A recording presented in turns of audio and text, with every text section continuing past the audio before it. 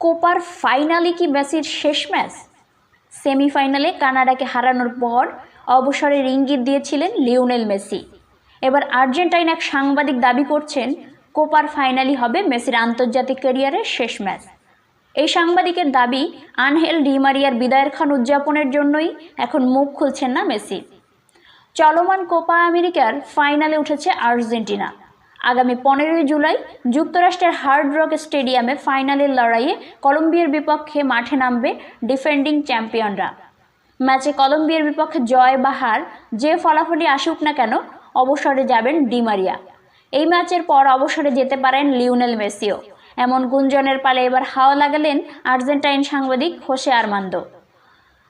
কাতার বিশ্বকাপ জয়ের পর থেকে দারুণ ছন্দে আছে আর্জেন্টিনা। দলের মধ্যে এমন দারুণ ছন্দের অন্যতম কারণ মেসি।